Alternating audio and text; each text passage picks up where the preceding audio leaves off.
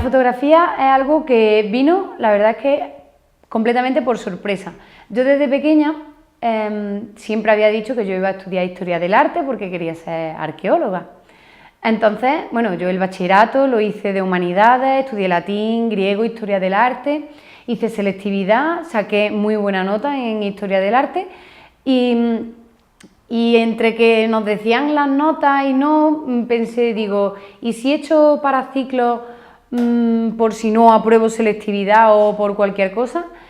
Entonces pues estuve viendo la lista de ciclos y vi que había uno de cine y dije, pues en verdad a mí toda la vida me ha gustado el cine, era algo oculto que tenía ahí.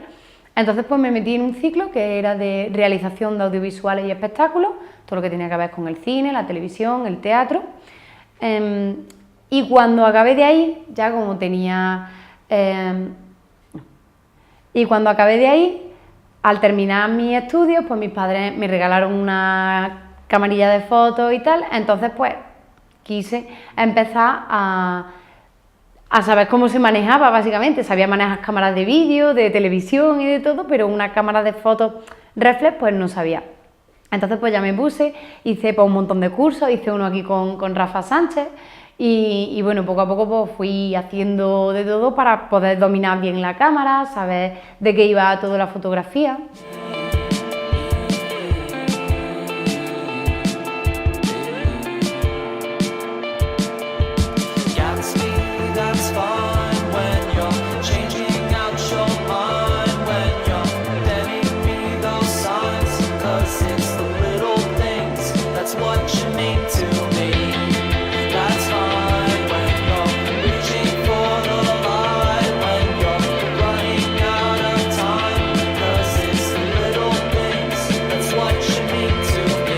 Mis primeras experiencias, una vez que terminé de estudiar, incluso durante los estudios, fue completamente de vídeo, porque aparte de que el ciclo se dedicaba expresamente a eso, a cine, televisión, teatro y demás, siempre como que buscaba el sobresalir dentro de ese campo, ¿no? El hacer cortos, el hacer videoclips, el hacer pues, documentales, y todo eso la verdad es que es algo que he seguido manteniendo a lo largo de mi carrera profesional, pero sí es verdad que desde que llegó la fotografía, pues he querido investigar mucho más sobre la fotografía y dedicarle mucho más tiempo.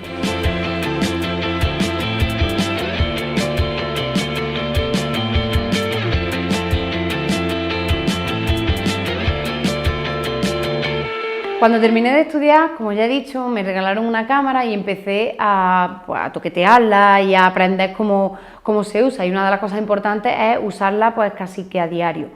Entonces yo siempre hacía fotografías pues, de paisajes, de detalles, de cosas que me parecían bonitas, pero siempre veía que le faltaba algo, había algo en las fotografías que no me resultaban del todo bonitas.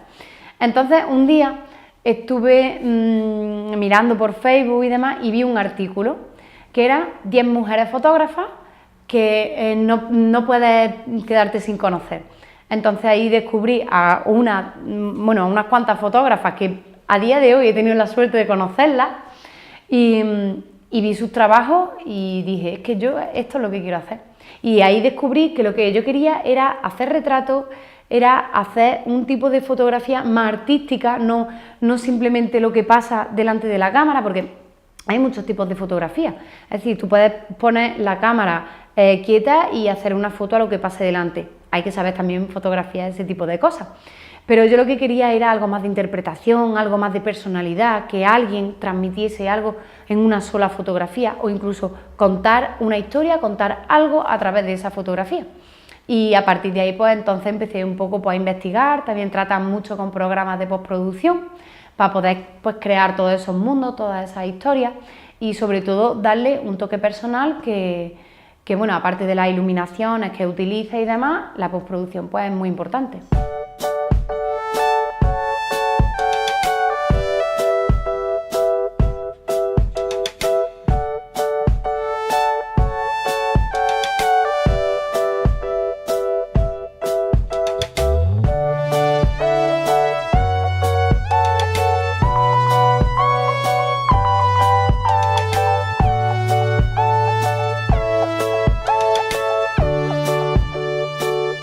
Hay muchas veces que tú coges un concepto y lo transmites a una foto.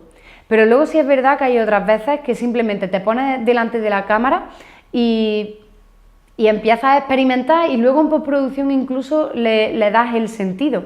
Por ejemplo, hay una fotografía que es esa de la nube. Hay una fotografía que tengo que estoy sentada en una cama, que esa pues simplemente estaba una tarde aburrida y empecé pues a hacer fotografías. La verdad me gustó mucho esa instantánea, sin retocar y sin nada, y a la hora de retocar dije pues le pega aquí rellenar la composición, digamos, con una nube. Entonces ya sí que ahí creo un sentido, y un sentido que para mí hoy cada vez que la veo significa algo, y la verdad es que hay a personas que también les dicen muchas cosas. De hecho, esa fotografía, hace poco estuve en un mercado de arte joven en Córdoba. Creo que fue la primera fotografía que se acabó por la mañana, porque es que a todo el mundo le gustaba y todo el mundo decía de llevársela, y la verdad es que se acabó y se vendió súper rápido.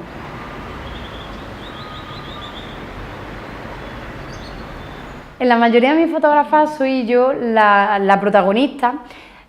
Bueno, yo empecé en 2013 y cuando yo empecé con este tipo de fotografía, sí es verdad que yo soy una persona muy ansiosa, muy nerviosa, y cuando quiero hacer algo lo tengo que hacer ya. Entonces muchas veces o no te daba tiempo a buscar una modelo o a esperar al día siguiente, porque la idea me venía ya y yo sentía que tenía que hacerla ya. Entonces pues simplemente pues me la tenía que hacer. Yo era la única modelo y yo podía hacer conmigo las pruebas, podía pues salir bien, salir mal, también sin tener el reparo de tener que entregarle a una persona fotografías que a lo mejor no han salido bien. Entonces, como yo me hacía a mí misma las pruebas, pues daba igual. Luego sí que es verdad que en el año 2017, el año pasado, empecé un proyecto fotográfico en el que me metió una amiga, que consistía en hacer un autorretrato al día durante un año, que era el proyecto 365 Days for a Change. Y bueno, la verdad es que fue un proyecto muy complicado y era todo autorretrato. Entonces, la verdad es que costaba bastante, sobre todo el sacar una idea para cada día, era terrible cuando ya no tenía inspiración o lo que sea, pero luego también el hacerte un autorretrato, a mí por lo menos me permitió conocerme mucho más, perder vergüenza y sobre todo quererme a mí misma.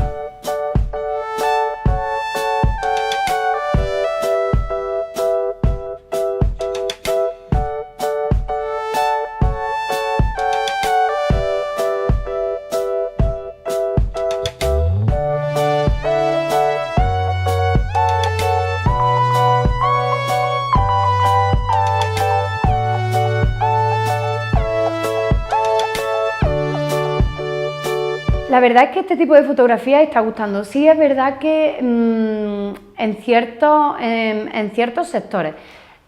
El perfil de clientes con el que yo normalmente suelo trabajar es un cliente más joven, hablando de 30, 40 años, y muy abiertos de mente, porque si te encuentras con un empresario que no quiere cambiar ese sistema, pues ahí es imposible y no hay forma de sacarle nada.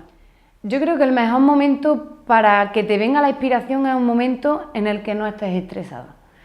Ese yo creo que es el momento clave. Pero sí es verdad que a mí el invierno, por ejemplo, el otoño, el invierno para mí son una fuente de inspiración, vamos, que no tiene fin. El verano, no sé por qué, pero no me inspira nada. Pero yo también es que soy muy romántica, entonces esos cielos nublados, el campo, el año pasado cuando iba hacia el Guijo, yo veía esas carreteras de piedra con las ovejas, los campos verdes, las nubes que parece que el cielo se te va a caer encima, y a mí pues ahí se me ocurren 20.000 historias que contar, un montón de retratos y todo. Pero sí es verdad que tienes que tener la mente un poco despejada, tienes que tener tus momentos de relax, y hay millones de sitios donde podáis encontrarla si no la tienes, pero a mí me gusta encontrarla en momentos de tranquilidad.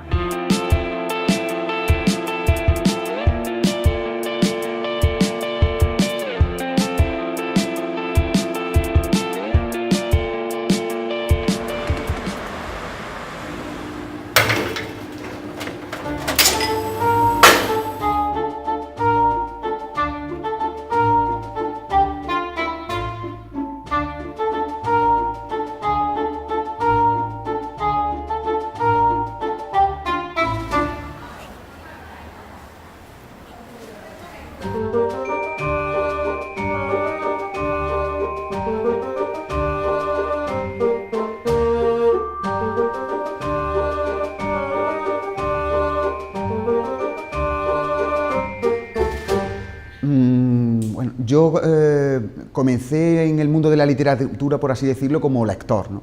En la adolescencia descubrí, bueno, un poquillo antes, descubrí a los 5 que me entraron en el mundo de la imaginación, del misterio, de los pasadizos secretos. Entonces fue un mundo que me gustaba muchísimo. Poco tiempo después, en la adolescencia, descubrí a Agatha Christie y a Sherlock Holmes. Y entonces el mundo de ese misterio, de asesinatos, de sospechosos, me introdujeron en un mundo literario que me agradó muchísimo, ¿no?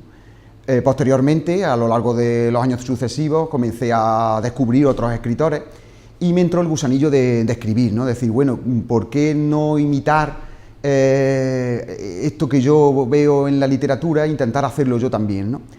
Fueron una serie de años, a lo largo de mi adolescencia y años posteriores, en los que escribía relatos, fundamentalmente, ¿no? No me atrevía con la novela, consideraba que la novela era algo muy superior, algo muy difícil. Lo intenté en alguna ocasión, pero, en fin, me consideraba poco maduro. Y hace unos años, es decir, cuando yo ya me consideraba que estaba plenamente maduro y tenía un suficiente dominio de las técnicas literarias, fue cuando ya me embarqué en el mundo de la novela. Y bueno, desde aquel momento, desde mi primera novela, pues he seguido escribiendo alguna que otra más.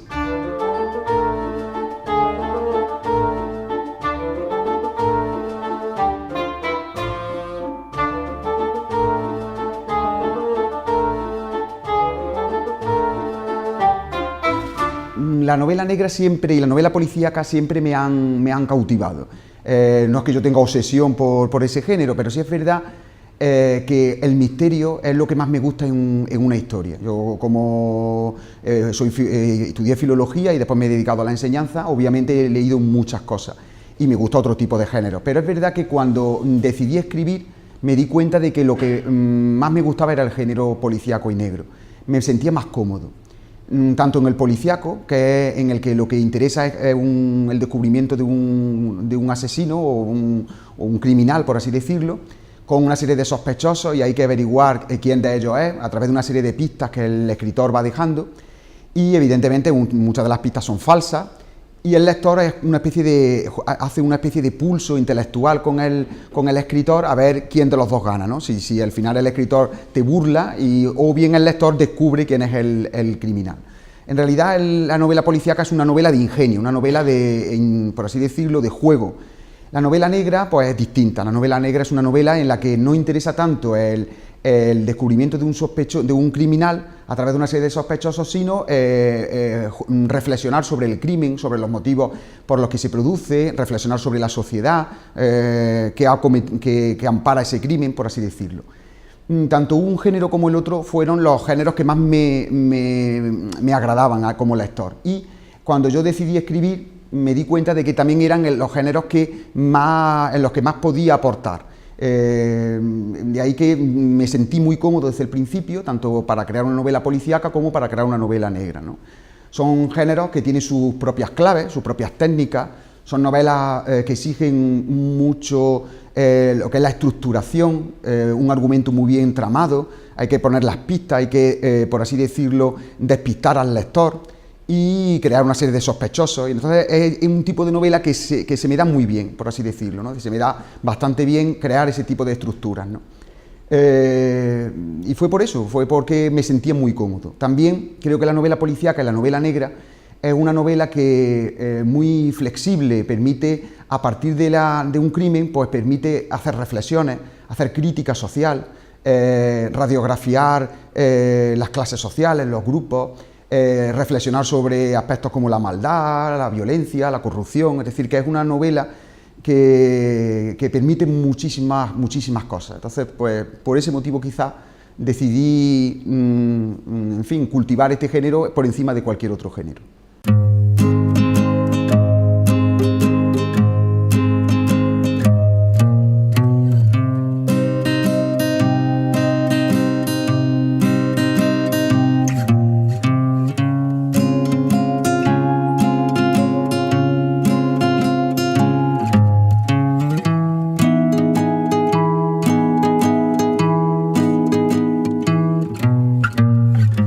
El Valle de los Pedroches, o los Pedroches, también están presentes en mi narrativa.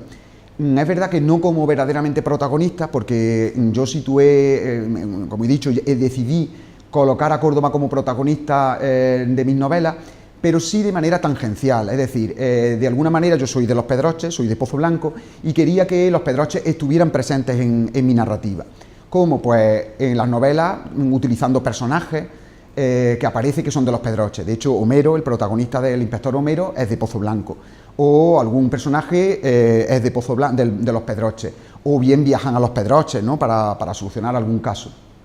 Pero es verdad que decidí colocar un libro de relatos, Misterio en Los Pedroches, en esta tierra precisamente para darle un homenaje. Para ello, lo que hice fue inventarme una policía, una mujer, una inspectora, que tiene un accidente de tráfico, Julia, tiene un accidente de tráfico persiguiendo a unos delincuentes en Córdoba, se queda en silla de ruedas y entonces pues se viene a vivir al CANF, al Centro de Atención a los Discapacitados Físicos de Pozo Blanco. La mujer ya está jubilada, no puede ejercer, pero sin embargo su espíritu de policía todavía le lleva a investigar pequeños sucesos cotidianos, ¿no? El robo de unas macetas, a una amiga suya le envenenan un perro, son sucesos, pequeños sucesos que no llaman la atención de la Guardia Civil o de la policía, no son para ser investigados por profesionales, sí para ser investigados por una persona a la que le gustan los misterios, pero que en el fondo lo que quiere o pretendía yo reflejar en este libro es cómo los seres humanos, las motivaciones muchas veces que tenemos para cometer pequeños delitos o grandes delitos muchas veces son los mismos, ¿no? La envidia, el rencor, la ambición, en fin, el dinero, ¿no? Y cómo pues tanto en los pequeños crímenes o los pequeños hurtos como en los grandes crímenes muchas veces las motivaciones son las mismas, ¿no? Y es un homenaje a los distintos pueblos de la comarca, porque situaba cada relato del libro lo situaba en un pueblo distinto, ¿no? Y le daba un protagonismo también a ese pueblo. Después también la última novela de Homero, que todavía no la tengo publicada, pero sí la tengo escrita, sí hago venir a Homero a Los Pedroches. Y aquí ya sí es verdadero protagonista en Los Pedroches, porque Homero tiene que investigar el asesinato de un ingeniero y entonces pues ya sí se mueve por los distintos pueblos. Es verdad que ahí sí ya le he dado protagonismo auténtico a nuestra tierra. Cuando creé el personaje de Homero, yo quería darle una continuidad. Ha protagonizado hasta ahora publicadas 2 novelas y tengo otra novela escrita sobre él. Ese es mi objetivo, ¿no? Es también el personaje que los lectores más me demandan. Y en fin, yo salvo que lo mate en algún momento determinado, como en su momento pues la mayoría de los escritores han matado a sus protagonistas, pues salvo que me harte de él, pues seguiré dándole vida.